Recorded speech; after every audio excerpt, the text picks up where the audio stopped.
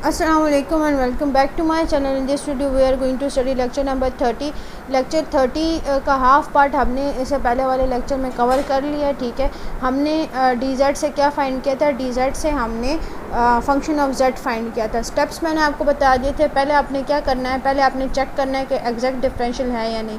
D x में जो है ये पी है, इसको आपने with respect to Y differentiate करना है, और डी वाई में जो क्यू है इसको आपने with respect to X differentiate करना है। ठीक है, अगर वो दोनों से जो डिफरेंशियल है वो एक दूसरे के इक्वल आ जाता है, इट मीन्स कि जो डी जेड का फंक्शन है ये क्या है, एग्जैक्ट डिफरेंशियल है, और इसलिए हम इंटीग्रेट करके इसका सिंपली फंक्शन जो है Z function of Z find कर सकते हैं। ठीक है, तो अब हमने यहाँ पे क्या करना है, पहले तो आपने वो चेक कर लेना है। ठीक है, एग्जाम्पल को मैं ज़्यादा एक्सप्लेन नहीं करूँगी, मैं सिर्फ आपको स्टेप्स याद करवा रही हूँ और ये स्टेप्स आपको याद होने चाहिए। ठीक है, पहले आपने क्या करना है, डी ऑफ एक्स को आपने इंटीग्रेट करना है।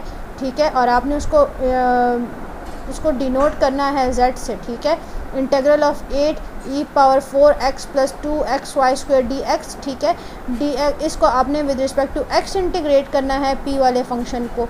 ठीक है, और ये y वाले फंक्शन को with respect to y integrate करना है आपने। ठीक है, फिर आपके पास क्या आएगा, डी ऑफ एक्स में आपने एक आर्बिट्री एफ ऑफ वाई लिख लेना है, क्योंकि एफ ऑफ वाई हम उस फंक्शन के लिए लिख रहे हैं जो इंटीग्रेट करते हुए हमने कांस्टेंट कंसिडर करके ज़ीरो कर दिया था। ठीक है, और जो हम डी ऑफ वाई के फंक्शन को इंटीग्रेट करके एफ ऑफ एक्स लिख रहे हैं, तो ये वो एफ ऑफ एक्स है जिसको हमने इंटीग्रेट करते हुए कांस्टेंट समझ के ज़ीरो किया था। ठीक है, फिर उसके बाद आपने क्या करना है, दोनों जो आपके पास वो आएंगी इक्वेशंस आएंगी, ये 1 इक्वेशन है और ये इक्वेशन 2 है।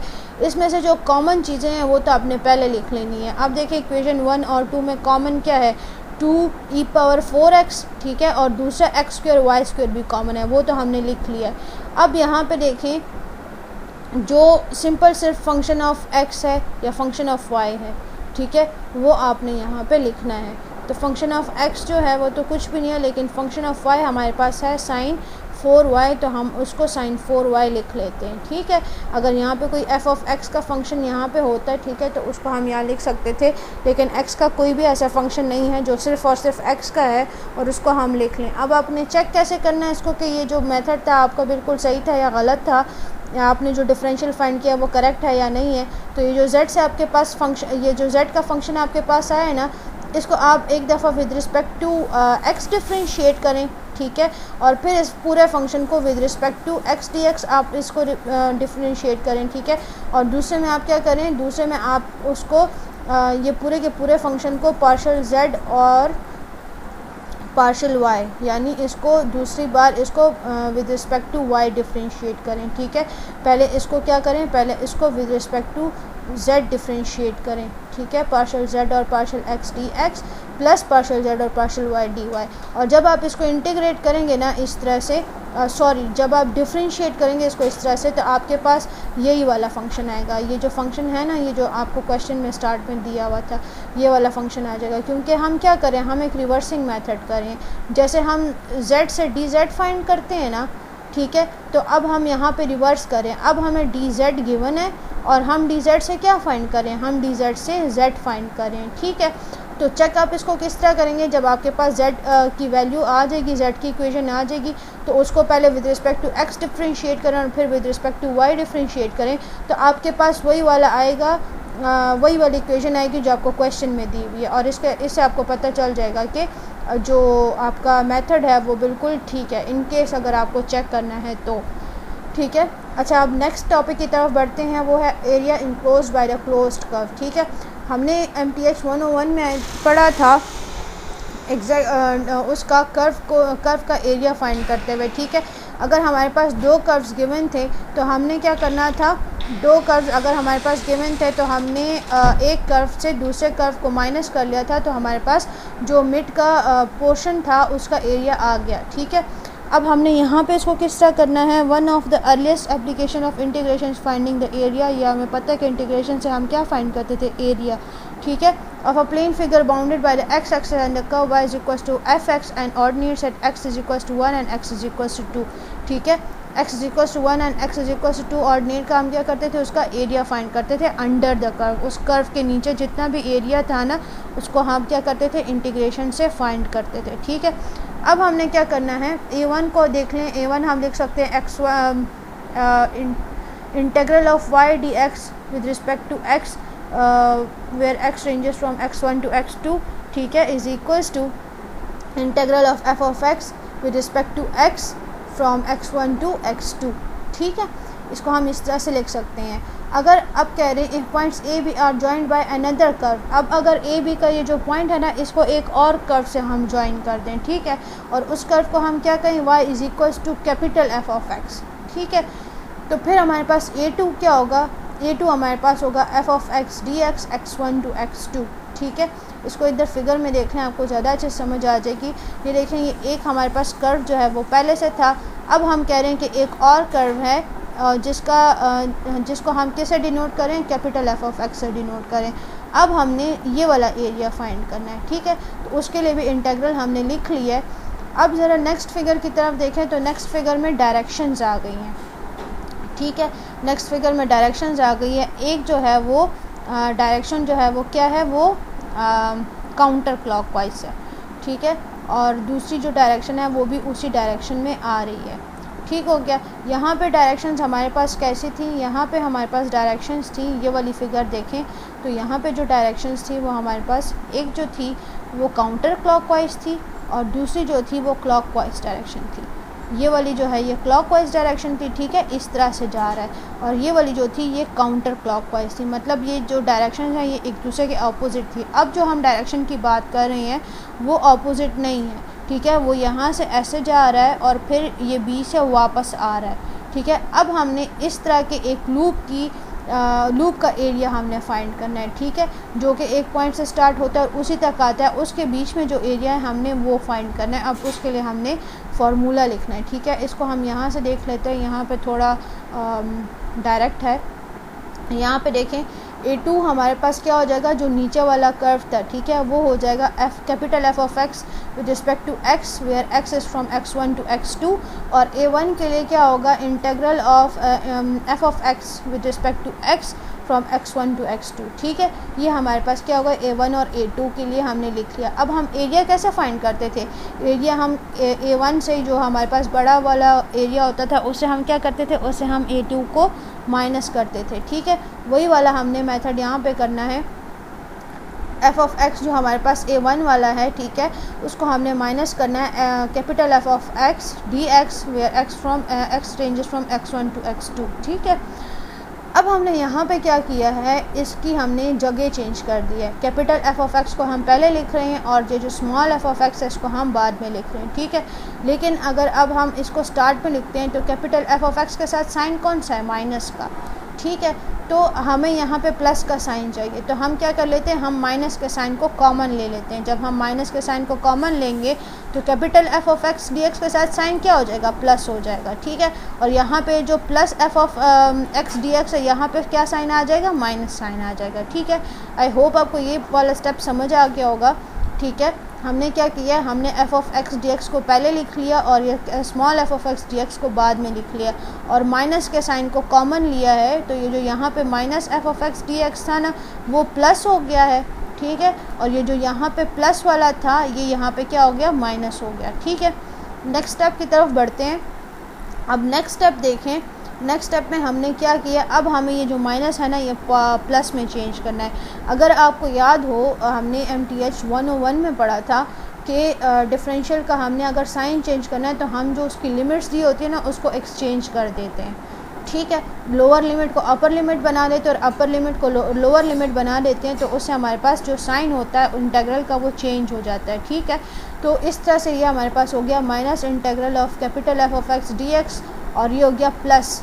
अब देखिए हमने यहाँ पे इसकी जो लिमिट्स थी ना उसको एक्सचेंज कर दिया, x2 टू x1 हमने इसको कर दिया, जबकि यहाँ पे क्या था, x1 टू x2 नेगेटिव में था, इसको पॉजिटिव में बनाने के लिए हमने x2 टू x1 कर लिया, ठीक है, f ऑफ x dx। ये हमारे पास एरिया का अब फार्मूला आ गया जिसको हमने क्या करना है, जिसको हमने यूज़ करना है।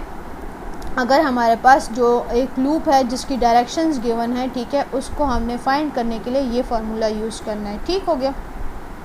अच्छा, the final result above can be written in the form of a is equals to minus integral of y dx अच्छा, यहाँ पे इंटीग्रल पे ये जो आपको ये सर्कल टाइप नज़र आ रहा है, ठीक है, इससे हमें ये पता चलता है कि हम जिस एरिया को फाइंड कर रहे हैं वो एक लूप का एरिया है और एक क्लोज्ड लूप का एरिया है। ये देखिए यहाँ से स्टार्ट हो रहा है और फिर वापस उसकी डायरेक्शन आ रही है और उसी पॉइंट पे वो रुक रहा है, ठीक है।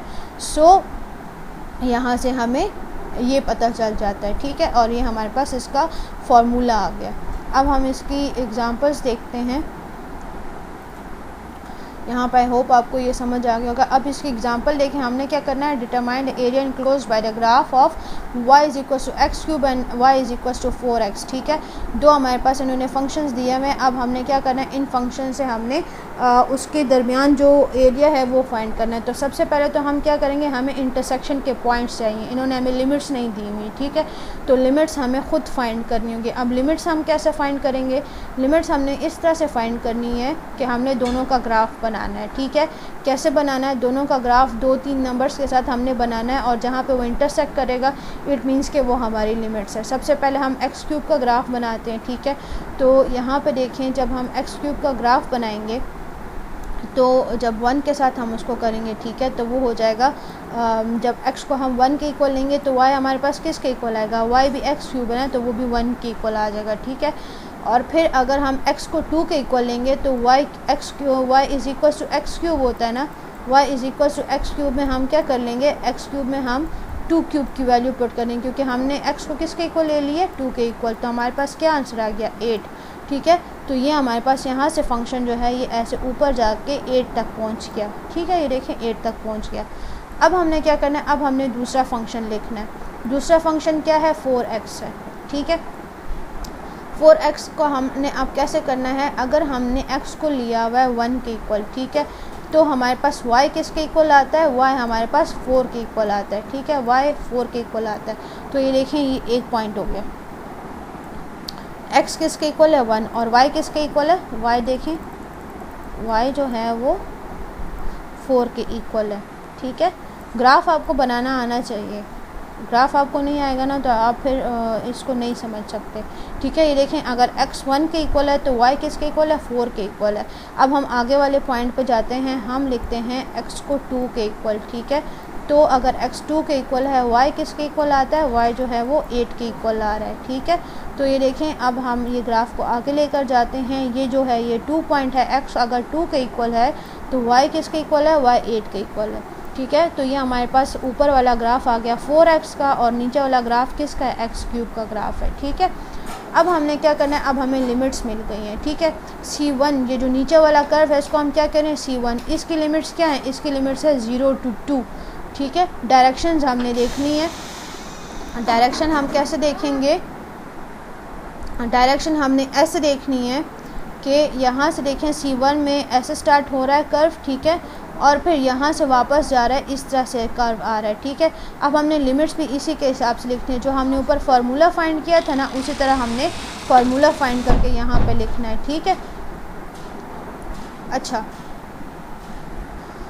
तो हमें y की लिमिट्स मिल गई 0 to 2 और जो C1 की लिमिट्स है, और C2 की लिमिट्स क्या हो गई 2 to 0। ये देखें ये जो रही है ना ये ऐसे आ रही है, आपको डायरेक्शन दिख रही है ना, इस तरह से डायरेक्शन है। इट मीन्स यहाँ से स्टार्ट होके वो 0 तक आ रहा है, ठीक है।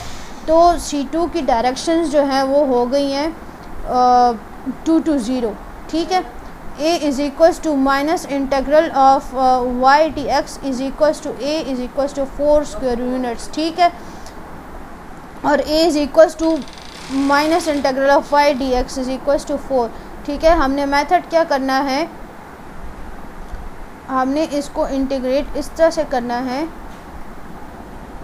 अच्छा, इसको यहाँ पे देख रहे हैं, इसको हमने इंटीग्रेट कैसे करना है, ठीक है। पहले तो हमने क्या करना है, पहले तो हमने लिमिट्स फाइंड कर लेने हैं। लिमिट्स हमने फाइंड कर ली, ठीक है। 4x को हमने एक्स क्यूब के इक्वल कर दिया, ठीक है। एक्स क्यूब मैंने पहले तो हम इसको वो करके ड्रॉ करके भी कर सकते हैं, इसकी लिमिट फाइंड कर सकते हैं, ठीक है। लेकिन उसके अलावा अगर आपने ग्राफ ड्रॉ नहीं करना तो इम्पॉर्टेंट नहीं है। अगर आपको ग्राफ ड्रॉ करके आपको लिमिट्स मिल रही हैं तो आप कर सकते हैं, लेकिन अगर आपने कैलकुलेट करके उसकी लिमिट्स फाइंड करनी है तो आपने किस तरह करना है, y is equal to X cube and y is equal to 4x, ठीक है। आपने इन दोनों इक्वेशंस को इक्वल कर देना है। इसको आप फैक्टराइज करेंगे तो आपके पास वैल्यूज़ क्या क्या आती हैं, x is equal to 0, 2 and -2, ठीक है। अब चूंकि यहाँ पे क्वेश्चन में ऑलरेडी लिखा हुआ है कि x should be greater than और इक्वल टू 0, तो इसलिए हम -2 को कंसिडर नहीं कर सकते। तो हमारी लिमिट्स क्या हो जाएंगी, पॉइंट ऑफ इंटरसेक्शन हमारे पास 0 to 2 आ जाएंगे, ठीक है। अब हमने एरिया फाइंड करना है, वो है आपको मैंने बताया था माइनस जो है इंटेग्रल, और इंटेग्रल के ऊपर लूप है, क्योंकि हम क्या फाइंड करें, हम एक लूप का एरिया फाइंड करें, y dx। अब हम इसको किस तरह लिखेंगे, y dx को हम ओपन करके इस तरह लिख सकते हैं कि पहले तो हमने क्या करना है, पहले तो हमने एक फंक्शन लिखना है, ठीक है, x का। तो ये हो जाएगा integral of x cube D x from 0 to 2 plus integral of 4x dx from 2 to 0, क्योंकि यहाँ पे क्या हो रहा है, 4x में देखें, 4x में हमारा ग्राफ जो है वो वापस आ रहा है, 2 से 0 की तरफ आ रहा है, ठीक है। अब हमने क्या करना है, अब हमने इंटीग्रेट करना है दोनों को, तो यहाँ पे आ जाएगा x4/4 और यहाँ पे क्या आ जाएगा, यहाँ पे आ जाएगा x²/2, ठीक है। 4x है यहाँ पे, तो ये जो है इसकी कटिंग हो जाएगी, यहाँ पे आ गया 2, ठीक है, तो ये हो गया 2x², सही है। अब हमने क्या करना है, अब हमने यहाँ पे ये लिमिट्स पुट करनी है, और लिमिट्स पुट करना आपको आता है। 1 और 4 का आप कॉमन ले ले, देखें x4 है तो x4 में क्या आ जाएगा, 2⁴ माइनस 0⁴ प्लस यहाँ पे 2 है, x जो है x² में आप लिख लोगे 0² माइनस 2⁴, ठीक है, 2²। तो ये आपके पास क्या हो जाएगा, इसको आप फिर कैलकुलेट करेंगे तो आपके पास आता है -1/4 16 + 2 × -4, ठीक है। और इससे जब आप इसको कैलकुलेशंस करेंगे तो ये हो गया 4² यूनिट्स, ठीक है। तो ये हमारा एरिया जो है वो फाइंड हो गया। इसी तरह से अब हमने दूसरा जो क्वेश्चन है वो देख लेते हैं। दूसरा क्वेश्चन हमारा है कि हमने एरिया फाइंड करना है इस ट्रायंगल का, और इसके वर्टिसेस हमें गिवन है, ठीक है। तो अब हम वो फाइंड करते हैं, और इसको मैं आपको सिर्फ सॉल्यूशन थोड़ा सा बताऊंगी, बाकी आपने इसको ख़ुद करना है, ठीक है। ये देखें हमारे पास पॉइंट्स हैं दिए हुए हैं कि हमने क्या करना है, पहले हमारे पास पॉइंट है O, फिर हमारे पास पॉइंट है A, और फिर पॉइंट है B। पहले हमारे पास O है, फिर हमारे पास A है, और फिर B है, ठीक है। सबसे पहला वाला जो C1 कर्व है वो O to A जा रहा है, ठीक है। C2 वाला कर्व जो है वो A to B जा रहा है, और C3 वाला कर्व जो है वो B to O जा रहा है, ठीक है। और पॉइंट्स हमें गिवन हैं 5, 3, इस तरह से हमने पहले तो ग्राफ को स्केच कर लिया, ठीक है। अब हमने क्या करना है, अब हमने इक्वेशंस फाइंड करनी है C1 की, C2 की और C3 की। तो सिंपल जो ज्योमेट्रिकल हमारे पास फार्मूलाज हैं, इक्वेशंस है, उससे हम फाइंड कर सकते हैं, ठीक है। हमारे पास एक फार्मूला है जिससे हम फाइंड कर सकते हैं इस लाइन की इक्वेशंस फाइंड कर सकते हैं, y - y2 = m × x - x2, ठीक है। और m जो है वो किसके इक्वल होता है, y2 - y1 divided by x2 - x1, ठीक है। m जो है ये स्लोप है, ठीक है। स्लोप का फार्मूला भी गिवन है, हम वो यहाँ पे पुट कर देते तो ये हो गया y2 - y1 divided by x2 - x1, ठीक है। अब हमने क्या करना है, अब हमने OA के लिए भी यहाँ पे वैल्यूज़ पुट कर देनी है, y2 की, y1 की, x2 की, x1 की, ठीक है। जो हमें यहाँ पे वैल्यूज़ इन्होंने गिवन दी हुई हैं, ठीक है। अगर OA की बात हो रही है तो ये वाली लाइंस होंगी, x1 जो है वो ये होगा, x2 जो है वो 5 होगा, y1 जो है 0 होगा, y2 जो है वो 3 होगा, ठीक है। इसी तरह से BA के लिए भी आपने करना है, जहाँ पे BA की बात हो रही है तो ये BA की बात हो रही है, ठीक है। यहाँ पे आपने y1, y2, x1, x2 देख के उसको फार्मूलाज में पुट कर लेना है, और फिर सिंपली आपने क्या करना है, फिर उसका आपने ट्रायंगल का एरिया फाइंड करना है। कैसे फाइंड करना है, y dx + y dx + y dx, ठीक है। पहला वाला C1 का कर्व जो है वो क्या जा रहा है, C1 का कर्व जो है वो 0 to 5 जा रहा है, ठीक है। तो आपने उसकी लिमिट्स क्या लिखनी, 0 to 5।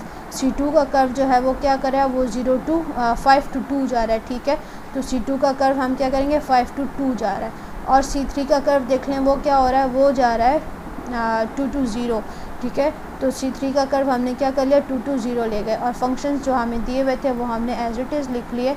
अब जो है इसको इंटीग्रेट करना ईजी है, इसको इंटीग्रेट करें, फिर उसमें उसकी लिमिट्स पुट कर दें, और हमारे पास हमारा आंसर आ जाएगा, ठीक है।